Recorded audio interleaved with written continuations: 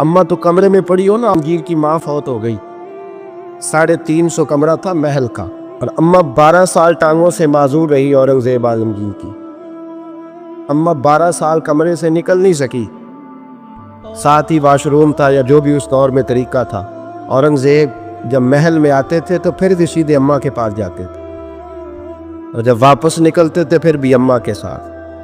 औरंगजेब की माँ का जनाजा उठा तो औरंगजेब ने रोना शुरू किया। फिर सालों बीत गए पर उसके आंसू खुश्क नहीं होते थे। एक शख्स ने कहा, तेरी कोई अनोखी मर गई है, सारी दुनिया की मरती हैं।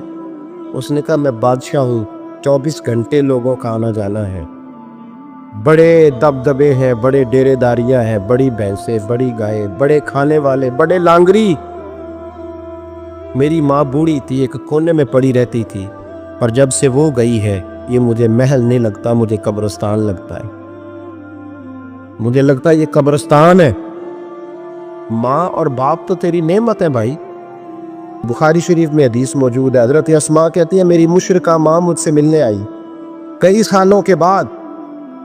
दरवाजे के बाहर आके अम्मा ने आवाज दी, अस्मा तेरी माँ आई है। हजरत अस्मा तेजी से उठी। माँ मिली है ना कई सालों के बाद, लेकिन जाके बगल गिर नहीं हुई, बल्कि अम्मा दरवाजे पे थी तो जनाब अस्मा ने अंदर से कुंडी लगा ली। दौड़ के उठ के कुंडी लगाई और कहा, जाओ हजरत आयशा सिद्दीका को मेरा पैगाम दो कि महबूब से पूछ के बताएं कि मुशरिका माँ आई है। अगर नबी पाक कहेंगे तो अम्मा से मिलूंगी, इसलिए कि मेरा सारा कुछ मेरे नबी से वाबस्ता है, मेरा सारा कुछ महबूब के कदमों से वाबस्ता है। हुजूर इजाजत देंगे, ये बुखारी मुस्लिम में मौजूद, तेरे मिलूंगी। तो हजरत अस्मा का जब पैगाम गया तो नबी पाक अलैहिस्सलाम ने फरमाया, वो मुशरिका है तो खुद ही अल्लाह उससे पूछ लेगा। अस्मा से कहो तुम्हारी तो माँ है ना, तुम तो मिले ना। मेरा अब्बा जी जालिम ही बड़ा है हज़रत जी, आपको नहीं पता, बड़े जालिम है, उन्होंने मेरे साथ बड़ी ज्यादतियाँ की है। ओ भाई, मेरे महबूब से भी एक सहाबी ने कहा था, या रसूलल्लाह आप कहते हैं वालिदैन की फर्मा बरदारी करो, तो अगर वालिदैन जुल्म करे, वालिदैन अगर जुल्म करे, मेरे महबूब की जुबान से एक हरफ भी कभी फजूल नहीं निकला, बल्कि रब जब फरमाता था तो महबूब बोलते थे। उसने एक दफा कहा, हुजूर अगर वाली जुल्म करे, नबी पाक ने 3 दफा फरमा, औ यज़लिमु, औ यज़लिमु, औ यज़लिमु। अगर वो जुल्म भी करे, जुल्म भी करे, जुल्म भी करे, तो फिर भी तूने माँ बाप की फर्मा बरदारी करनी। 3 दफा महबूब ने इरशाद फरमा। हजरत अस्मा कहती है, हुजूर ने फरमाया, तेरी तो वालदा है ना, तू मिल। फिर पैगाम भेजा का, या रसूलल्लाह वो कुछ तोहफे भी लाएंगे, अगर इजाजत हो तो कबूल करूं। फरमाया, तेरे लिए इजाजत है। हजरत अस्मा इतनी मजबूत मुसलमान थी कि अम्मा मुशरिका थी, लेकिन उसके करीब जाना उन्होंने पसंद न किया जब तक हुजूर इजाजत न दे। फरमाती हैं, जब मेरे अब्बा जी हिजरत के लिए जाने लगे ना गारे सौर पे, तो मेरी ड्यूटी लगा गए। कहने लगे, बेटी तू बड़ी है, पीछे जरा ख्याल रखना। कहती हैं, 60,000 दिनार थे घर में। वालिद गिरामी जब गए तो हर चीज ही साथ ले गए, एक पैसा नहीं छोड़ के गए। कहती मेरे दादा नाबीना थे हजरत अबू काफा, बाद में मुसलमान हो गए। वो आए और आके कहने लगे, अस्मा तेरा अब्बा सारा कुछ ले गया है, कुछ छोड़ के भी गया है। तो कहती है, मैं परेशान हो गई, क्या जवाब दूं, दादाजी बूढ़े, ये तो एहतजाज करेंगे। कहती है, कहा नहीं नहीं, बड़ी खैर है, बड़ा करम है। कहा नहीं, मुझे बता कुछ छोड़ के गया है, मुझे उम्मीद नहीं अबू बकर कुछ छोड़ के जाएगा। और जब मोहम्मद इब्ने अब्दुल्ला सल्लल्लाहु अलैहि वसल्लम पे खर्च करता है तो हर चीज ही लुटा देता है, बता कुछ छोड़ के गया है। तो हजरत अस्मा कहती, दादाजी बूढ़े थे तो मुझे तजवीज़ आई, मैं जल्दी जल्दी से उठी, छोटे छोटे रोड़े मैंने के घड़े में रखे, उसके ऊपर मैंने टाट डाल दिया। मैंने कहा, दादाजी पैसे हैं। उनका बाजू थाम के तो मैंने वहां लगा दिया टाट के ऊपर।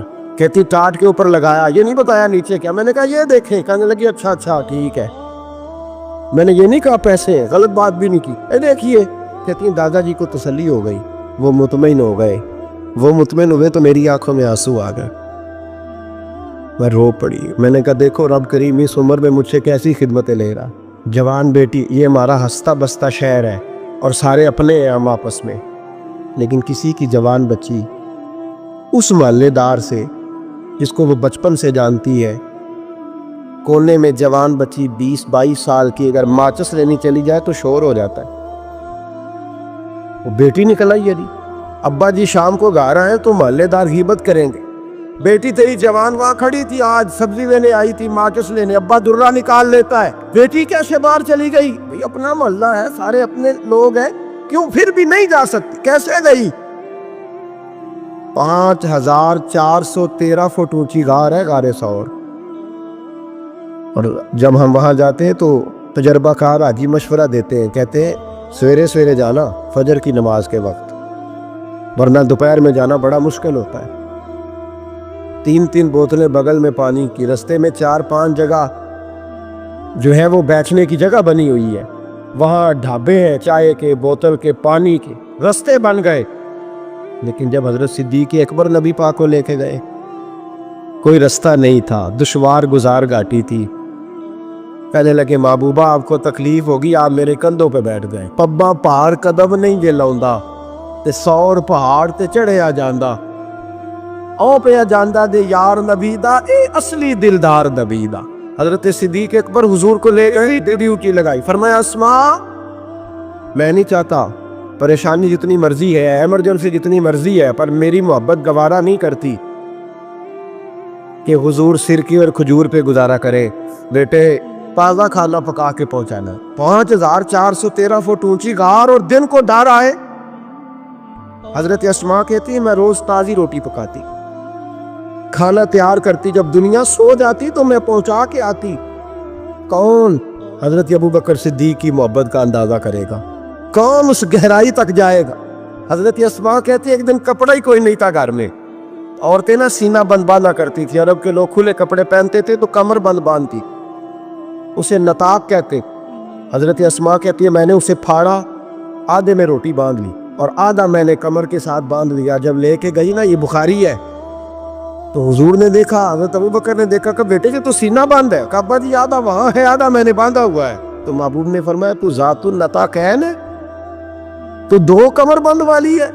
फरमाती है मेरा नाम ही पड़ गया उससे, 2 कमर बंद वाली।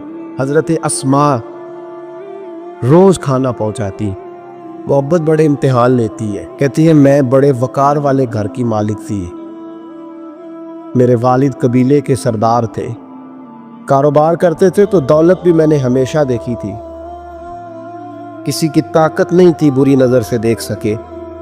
लेकिन हजरत अस्मा कहती हैं रब करीम ने हमसे आजमाइश भी। दूसरा दिन था, हुजूर को गारे सौर में गए तो अबू जाल दरवाजे पे आया, बहुत सारे कुफार उसके साथ थे। ओ भाई इस कैफियत को जरा समझ तो सही, इस अंदाज को कभी समझ तो सही, किस बात की दुश्मनी ले रहे थे। हजरत सिद्दीक अकबर ने किस तरह के इम्तिहानात दिए। सारे कुफार इकट्ठे होके कहती हैं मेरे दरवाजे पे आ गए, दस्तक दी, मैं बाहर आई। अबू जाल कहने लगा कहाँ गया है तेरा वालिद मोहम्मद इब्ने अब्दुल्ला को लेके सल्लल्लाहु ताला अलैहि वसल्लम, कहाँ गए? जनाब अस्मा कहती हैं अब मेरे लिए बड़ी मुश्किल हो गई, झूठ बोलती हूँ तो शरीयत नहीं बचती, सच बताती हूँ तो वफा नहीं बचती, किधर जाऊँ? कहती हैं पैरों में जंजीरें हैं, गलत बात कैसे करूँ? उसने फिर पूछा, बोलती क्यों नहीं, कहाँ गए? मैं खामोश थी। तीसरी बार फिर पूछा, कहाँ गए हैं वो? जनाब अस्मा कहती हैं मैंने फैसला कर लिया, शरीयत भी बचानी है, वफा भी बचानी है, दोनों चीजें बचेंगी। बोलो कहाँ है? यहाँ तो लोग मर्द होके दीन के लिए नहीं डटते और एक मिनट के लिए भी अकीदे पर मसलक पर डटने को तैयार नहीं होते। लोग देखते हैं मजलिस किस तरह की, उस तरह का रंग इख्तियार कर लेते। जनाब अस्मा डट गई, जनाब सिद्दीक अकबर की साहिबजादी, और कहती है अबू जाल ने जब कहा बता कहाँ है? फरमाती है पता नहीं खुदा ने मुझे कितनी कुव्वत अता फरमाई। मैं बोली और बोल के कहा मैं अबू बकर सिद्दीक की बेटी हूँ, मैं झूठ नहीं बोल सकती। कहने लगी अबू जाल सुन, मुझे पता है वो दोनों कहाँ हैं और मैं तुम्हें बताऊंगी कोई नहीं, मुझे पता है पर मैं तुम्हें हो हल्का यारा तो बरे शम की तरह नर्म, रिज़्म हक को बातिल हो तो फौलाद है मोमिन, पता है मुझे वो कहाँ है, पर जरूरत है तो पूछ के दिखा। कहती है चौक था मक्के का और मेरा इज्जत वाला घराना था, पर अबू जाल ने भरे बाजार में मेरे मुंह पे थप्पड़ मार दिया। कहती है मेरे कान में बाली थी, नीचे पत्थर था, मैं उसके ऊपर गिरी तो मेरा कान फट गया। लोगों ने अबू जाल को पकड़ा ले गए। फरमाती हैं वो आजमाइश भी मैंने दी, इम्तिहान भी दिया, फिर मैं अंदर आई और मैंने फिर अपने उस बहते हुए खून को अपने कपड़े के साथ साफ किया, मुंह को लपेटा और फिर मैं खाना पकाने लगी। कहती हैं उसी तरह खाना पकाया, उसी तरह तैयारी की। गारे सौर पे जो पहुंची तो अबू बकर सिद्दीक ने लिपटा हुआ मुंह देखा। बेटी को तकलीफ में देखे और फिर बाप रात सो जाए, ये हो नहीं ना सकता। तो कहा अस्मा बेटे चेहरे को क्या हुआ, क्या बात है? अर्ज की कुछ नहीं अब्बा जी। फरमाया नहीं बेटे कोई तकलीफ है, कुछ चोट है? नहीं अब्बा जी कुछ नहीं। हुजूर ने फरमाया अस्मा खोल ना बेटे चेहरा क्या है। जनाब अस्मा ने कपड़ा हटाया तो खून बहने लगा। क्या हुआ? अर्ज की हुजूर कुछ नहीं, अबू जाल आया था, पूछता था, क्या बताती? झूठ बोलती तो शरीयत में इजाजत नहीं थी, बता देती तो आपको तकलीफ होती। उसने ना भरे चौक में थप्पड़ मारा, मेरा कान फट गया। हुजूर मैंने कुछ बताया नहीं। नबी करीम सैयद आलम अलैहिस्सलातु सलाम के हाथ उठे और अजीब दुआ दी। हुजूर ने कहा अल्लाह मैं अबू बकर से और इसके घर से राजी हूँ, तू भी इनसे राजी हो जा। हजरत अस्मा बिनते अबी बकर सिद्दीक रदी अल्लाह ताला फरमाती इस अंदाज में कुर्बानियाँ दी। फिर एक वक्त आया, फरमाती है मेरे घर में दौलत थी, माल था, मैंने बड़ा कुछ देखा था, लेकिन मेरे लिए रिश्ता आया नबी पाक के बेटे का, हजरत ज़ुबैर बिन अवाम। ये हुजूर की फूफी के बेटे भी हैं और जो 10 सहाबा को हुजूर ने जन्नत की बिशारत दी उसमें भी शामिल है। हुजूर ने फरमाया मेरा हवारी है ज़ुबैर बिन अवाम और अशरा मुबशरा सहाबा में शामिल है। लेकिन घर में गुर्बत थी, तंगदस्ती थी, मजबूरी थी। जनाब अस्मा कहती हैं मेरे अब्बा जी ने कहा बेटा तेरे लिए रिश्ता आया है। मैंने कहा किसका? का हुजूर की फूफी के बेटे ज़ुबैर बिन अवाम का। कहते मैंने थोड़ी देर के लिए सोचा कि वहाँ तो बड़ी गुर्बत है। तो जनाब सिद्दीक अकबर ने अगला जुमला कहा, फरमाया तुम्हें पता है रिश्ता भेजा किसने? कहा अब्बा जी किसने? कहा मुस्तफ़ा करीम ने। जनाब अस्मा कहने लगी फिर आपको मुझसे पूछना नहीं चाहिए था, पर हुजूर ने पसंद किया है, महबूब ने, इतने मेरे नसीब। हजरत अस्मा कहती है मैं उस घर से गई थी जहाँ 3 गुलाम हर वक्त होते थे, और ये बुखारी मुस्लिम में आपको मिलेगा। बेटियों की तरबियत हम करते हैं तो कहते हैं ओ ससुराल में काम करना पड़ता है, सवेरे उठना पड़ता है, ऐसे करना पड़ता है। सुनो जनाब सिद्दीक अकबर रईस मक्का और मदीना की बेटी फरमाती है मैं जब ज़ुबैर बिन अवाम के घर में गई तो मैं आटा भी गूंथती थी, मैं कपड़े भी धोती थी। महबूब ने मेरा रिश्ता कराया ना। फरमाती है मैं चक्की भी पीसती थी। फरमाती है ज़ुबैर बिन अवाम ने घोड़ा रखा हुआ था, वो जब बाहर जाते तो मैं घोड़े के लिए चारा भी काट के लाती थी, मैं उस घोड़े को भी संभालती थी, मेरे हाथों में छाले पड़ जाते। एक दिन मेरे अब्बा जी ने देख लिया। अबू बकर सिद्दीक बड़े परेशान हुए। कहती हैं उन्होंने जाके महबूब की बारगाह में अर्ज़ की हुजूर अगर आप इजाज़त दें तो मैं ज़ुबैर को एक गुलाम ना दे दूँ, मेरी बेटी काम करती है, उसके हाथों में मैंने छाले देखे, एक गुलाम ना दे दूँ। डायरेक्ट हज़रत ज़ुबैर बिन अवाम से नहीं कहा कि तू इतना काम कराता है, झगड़ा नहीं खड़ा कर दिया। कहती हैं एक गुलाम हुजूर के ज़रिए जनाब अबू बकर सिद्दीक ने भेजा। अब वो बाहर के काम संभालने लगा, घोड़े को चारा डाल देता, कुछ सौदा सरफ ला देता। कहती मुझे यूं लगा जैसे मैं आज़ाद हो गई। गुर्बत भी थी। ज़ुबैर बिन अवाम नेक बड़े थे पर तबीयत के ज़रा सख्त थे। एक दिन अब्बा जी आए तो मैंने कहा हुजूर और तो कुछ चीज़ नहीं चाहिए, थोड़ी सख्ती है तबीयत में। तो कहते हैं मेरे वालिद ने ये नहीं कहा मैं पूछूंगा, मैं हुजूर से बात करूंगा। कहने लगे बेटी सब्र कर, बेटी बेटी सब्र कर, तेरा खामद नेक है, अगर तू उसकी रिजा में दुनिया से गई तो रब तुझे बगैर हिसाब जन्नत अता फरमा देगा। और खामद की परहेजगारी भी तो देखो ना भाई, सिर्फ दौलतों की जरूरत है, सिर्फ इन चीजों की जरूरत है, उसकी परहेजगारी भी देखो। अब इस्मा कहते हैं उसके बाद मैंने शिकवा नहीं किया। उसके बाद दोबारा शिकवा, सखी बड़ी थी हजरत अस्मा, حضرت عبداللہ بن زبیر آپ کے بیٹے تھے. کسی نے ان سے پوچھا کہ آپ کی والدہ کا کیا حال تھا؟ تو فرماتے میں اماں کو مصلی پہ چھوڑ کے گیا, عبادت کر رہی, عبادت گزار بڑی تھی, مصلی پہ چھوڑ کے گیا. فرماتے میں ظہر کے وقت گیا اور عصر کی نماز کے بعد آیا تو میری اماں ابھی بھی مصلی پہ بیٹھی تھی اور رب سے معافی مانگ رہی تھی. کہتے بڑی سخی تھی. اور میری خالہ سیدہ عائشہ بھی بڑی سخی تھی. حضرت عبداللہ بن زبیر فرمانے لگے دونوں میں ایک فرق تھا. حضرت عائشہ جب سخاوت کرتی تو کچھ پیسے جمع کر لیتی, ایک ہفتے کے پیسے جمع کر کے جوڑ کے کہتی چلو کسی غریب کا کچھ بن تو جائے. لیکن حضرت اسماء رکھتی نہیں تھی, کہتی تھی روز ہی دینے ہیں, چاہے ایک دینار بخاری میں موجود ہے. جب ان سے پوچھا گیا ایسا کیوں کرتی ہو تو کہتی ہے میں ایک دن نبی پاک کی بارگاہ میں نا کچھ پیسے دینے لگی تو میں نے 2-3 دفعہ گنے, کہا حضور یہ کچھ دینار رکھ لے. تو محبوب فرمانے لگے اسماء اللہ کے رستے میں گن گن کے نہ دے, ورنہ وہ بھی تجھے گن گن کے ہی دے گا. تو اس کے رستے میں بے حساب دے, وہ بھی تجھے بے حساب ہی عطا فرمائے گا. اور بچا بچا کے نہ رکھا کر, دے دیا کر. تو اس کے رستے میں دیتی رہ, رب بھی تجھے دیتا ہی رہے گا. ہم چونکہ گن گن کے دیتے ہیں نا, اس لیے ہم اس فلسفے کو سمجھتے نہیں. گن گن کے دے گے تو گن گن کے ملے, بے حساب دو گے تو اللہ بھی بے حساب ہی دے گا. حضرت اسماء کی سخاوت, پرہیزگاری. فرماتی ہیں کہ میں جب مدینہ منورہ ہجرت کر کے سب لوگ چلے گئے تو مسلمانوں کے گھر میں نا بیٹیاں پیدا ہوتی تھی. تو یہودی عورتوں نے شور کر دیا کہ ہم نے جادو کر دیا, ان کے ہاں بیٹا نہیں ہو سکتا. تو جناب اسماء بنت ابی بکر صدیق رضی اللہ تعالیٰ عنہ فرماتی ہیں سب سے پہلا بیٹا مدینے میں اللہ نے مجھے عطا فرمایا. کہتی ہے میں نے کہا جاؤ اس کے نانا کو خبر کرو. نانے دادے پیار زیادہ کرتے ہیں, نانیاں دادیاں پیار زیادہ کرتے. تو کہتی ہیں کہ میں نے نا کہا جاؤ نانا کو خبر کرو. تو کہتے جناب صدیق اکبر دوڑے آئے تو پہلے دن کا بچہ ہی اٹھا کے لے گئے. ابا جی بات تو سنے, عمر ٹھہر جا سن لیتے.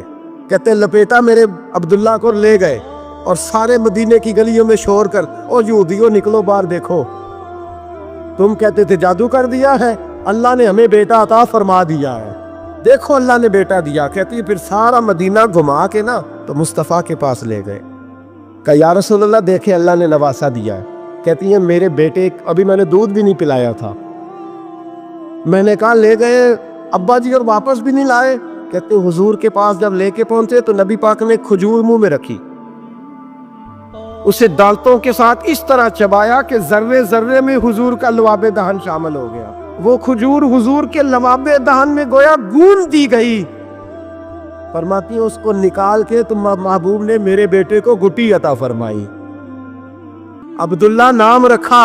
حضرت اسماء کہتی ہے جب واپس آئے میں نے کہا ابا جی میں نے تو ابھی اسے دودھ بھی نہیں پلایا تھا. تو کہنے لگے مبارک ہو, اس کے سینے میں جو سب سے پہلی غذا گئی ہے وہ میرے نبی کا لعاب دہن گیا ہے. حضرت عبداللہ بن زبیر جوان ہوئے, ابھی 7-8 سال عمر کی تھی کہ تو ان کے والد حضرت زبیر بن عوام حضور کے پاس لے گئے. کہنے لگے یا رسول اللہ اسے بیعت بھی کر لیں. محبوب کا بیعت بھی کرا دیا. مسلمان تو پہلے ہی تھے, مسلمانوں کے گھر میں یہ وہی بیعت ہے جو ہم اپنے مشائخ کے ہاتھوں پہ کرتے ہیں. اس کی اتنی اہمیت ہے کہ حضرت زبیر بن عوام نے 6-7 سال کا بچہ بھی محروم نہیں رہنے دیا. حالانکہ کلمہ تو وہ شروع سے پڑھتے تھے.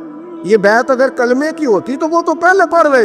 یہ وہی بیعت ہے جو ہم اپنے بزرگوں کے ہاتھوں پہ کرتے ہیں کہ کوئی بندہ بغیر مرشد کے اور بغیر پیر کے رہ نہ جائے. حضرت زبیر بن عوام نے بیعت بھی کرا دیا. فرماتی ہیں اب یہی بچے جوان ہوئے.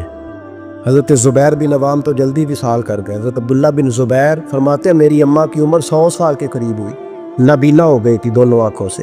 میں کپڑے لا کے دیتا تھا تو حضرت اسماء کا طریقہ یہ تھا کپڑے کو ہاتھ لگا کے دیکھتی. 100 سال کی بوڑھی اماں ہاتھ لگاتی, کہتے بیٹے باریک ہے. محبوب نے بیبیوں کو چھپ کے رہنے کا حکم دیا ہے, ان کو نہ تھوڑا موٹا کر کے لا. کہتے اماں جی آپ نے ہاتھ سے دیکھا ہے, صحیح ہے آپ پہن لے. کہتے میری اماں رو پڑتی. کہتے بیٹا بی بی کا زیور اس کا پردہ ہوتا ہے, تو مہربانی کر مجھے موٹا کپڑا لا کے دے تاکہ میں اپنے آپ کو چھپا کے رکھوں. میں نے چھپ کے زندگی گزاری ہے, میں چھپ کے اللہ کی بارگاہ میں جانا چاہتا ہوں, مجھے پردے دار رہنے. امام حسین رضی اللہ تعالیٰ عنہ کی شہادت کے بعد ان کا جھنڈا حضرت عبداللہ بن زبیر نے اٹھایا, انہی کا جھنڈا. یزید جب مر گیا تو مکے مدینے اور حجاز کے جو سارے علاقے تھے ان لوگوں نے حضرت عبداللہ بن زبیر کے ہاتھ پہ بیعت کی تھی، جو حضرت اسماء کے بیٹے تھے، جناب صدیق اکبر کے نواسے تھے۔ وہ خلیفہ بن گئے، امیر بن گئے مسلمان۔ دوسری سائیڈ پہ شام والی سائیڈ پہ عبد الملک بن مروان بنا۔ اس نے یہ جو تعمیر کعبہ ہوئی ہے نا دوبارہ سے، جن بنیادوں پہ اب کعبہ ہے، انہی بنیادوں پہ حضرت عبداللہ بن زبیر نے بیت اللہ کو بھی دوبارہ تعمیر کروایا تھا، کیونکہ یزید کی فوجوں نے جب حملہ کیا تو بیت اللہ کے کچھ حصے شہید ہو گئے، تو جناب عبداللہ بن زبیر نے اسے بھی دوبارہ بنوایا۔ عبد الملک بن مروان نے حجاج بن یوسف کو ان کے مقابلے میں بھیجا، لڑائی ہونے لگی، 5.5 مہینے جنگ ہوتی رہی۔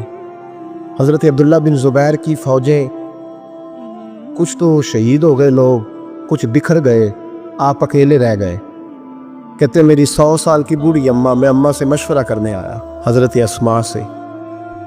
بچے اس لیے بزدل ہوتے ہیں کہ باپ انہیں دلیری سکھاتا ہی نہیں۔ کہتے 100 سال کی بوڑھی اور نابینا اماں، کیوں نہیں بچے جہاد کے لیے تیار ہو رہے؟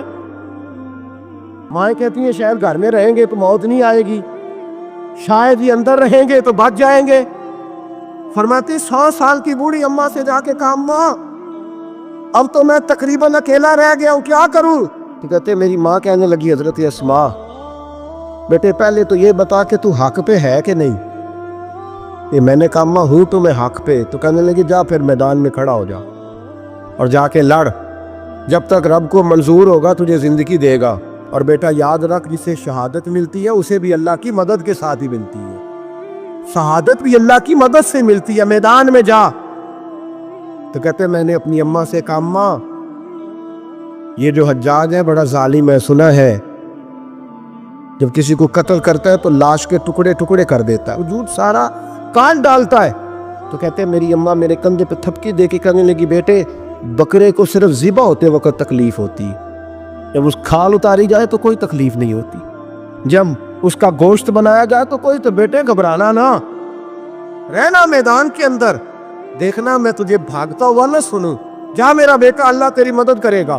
حضرت عبداللہ بن زبیر کہتے ہیں میری ماں کی گفتگو نے میرے وجود کو فولاد کر دیا۔ فرماتے ہیں جذبہ جہاد میری اماں نے میرے سینے میں بھر دیا۔ جب میں نکلا میدان میں تو حضرت اسماء پھر پکارنے لگی، کہنے لگی عبداللہ یہ یاد رکھنا کہ تم اس کے بیٹے ہو جس کو میرے نبی نے اپنا حواری کہا تھا، اور نبی پاک نے تیرے باپ کو دنیا میں جنت کی بشارت دی تھی، اور یاد رکھنا کہ تیری دادی مصطفیٰ کی سگی پھپھی تھی، اور یہ بھی یاد رکھنا کہ تیرے نانا وہ ہے جنہیں دنیا صدیق اکبر کہتی ہے، اور یہ بھی ذہن میں رکھنا کہ تیری خالہ وہ ہے جو ام المومنین سیدہ عائشہ ہے۔ بیٹا جب میدان میں لڑنا تو اپنے خاندانی وقار کا ضرور خیال رکھنا، یاد رکھنا تم کون ہو، کس کے بیٹے ہو، کس کے بھانجے، کس کے بھتیجے، کس کے نواسے، خیال رکھنا۔ حضرت عبداللہ بن زبیر لڑے اور جب شہید ہو گئے تو حجاج بن یوسف نے ان کی لاش کو چوک میں لٹکا دیا، مکے کے چوک میں جہاں جنت المالا ہے، اس چوک میں ان کی لاش لٹکی۔ 14واں دن ہو گیا لاش کو لٹکے ہوئے، تو عبداللہ بن عمر گزرے، فرمانے لگے یہ دیکھو شاہ سوار لٹکا ہوا ہے، اور دیکھو 14 دن بیت گئے، اس کے وجود سے جب بھی کوئی سونگتا ہے اسے میٹھی خوشبو ہی آتی ہے۔ اور عبداللہ بن عمر فرمانے لگے خوشبو کیوں نہ آئے، اس کے وجود میں جو پہلی غذا گئی تھی وہ مصطفیٰ کا لعاب دہن داخل ہوا تھا۔ 14 دن گزر گئے، حجاج نے پیغام بھیجا حضرت اسماء کو میری بات سنو۔ آپ فرمانے لگی میں تو کسی کے پاس نہیں جاتی، اور میں سرداروں کو کیا سمجھتی ہوں، جا دوڑ جا۔ کہنے لگا میں زبردستی بلوا لوں گا۔ فرمایا طاقت ہے تو بلوا کے دیکھ، میں ابو بکر کی بیٹی ہوں۔ حجاج خود ملنے آیا اور آ کے کہنے لگا میرے بارے میں آپ کا کیا خیال ہے؟ تو حضرت اسماء کہنے لگی خیال کیا ہونا ہے، نبی پاک نے فرمایا کہ میری امت میں ایک کذاب آئے گا، ایک قاتل آئے گا۔ کذاب مختار سقفی تھا اور قاتل تو ہے۔ کہنے لگا تجھے پتہ نہیں چلا میں نے تیرے بیٹے کا کیا حال کیا؟ وہ جا کہتے ہیں ایسا جملہ کا حضرت اسماء نے کہ میری سوچ ہی بدل دی۔ میں نے کہا دیکھا میں نے تیرے بیٹے کا کیا حال کیا؟ تو حضرت اسماء کہنے لگی تو نے تو صرف اس کی دنیا خراب کی ہے، اس نے تو تیری آخرت خراب کر دی۔ یہ سمجھ نہیں آئی؟ تو نے دنیا خراب کی، اس نے تو تیری آخرت خراب کر دی، ابھی تو سمجھا نہیں؟ تو کہنے لگا اماں تو بوڑھی ہے، تجھے شاید پتہ نہیں کہ تیرے بیٹے کی لاش لٹکی ہوئی ہے. تو کہتے ہیں حجاج کہتے ہیں حضرت اسماء کہنے لگی شکر ہے اللہ کا، شکر ہے اللہ کا، میرے بیٹا لٹک تو گیا ہے پر کسی ظالم کے آگے جھکا تو نہیں نا، شکر ہے اللہ کا. اور کہنے لگی شاہ سوار لٹکے ہی ہوتے ہیں، جو شاہ سوار ہوتے ہیں وہ سواریوں پہ ہی ہوتے ہیں. حجاج جا.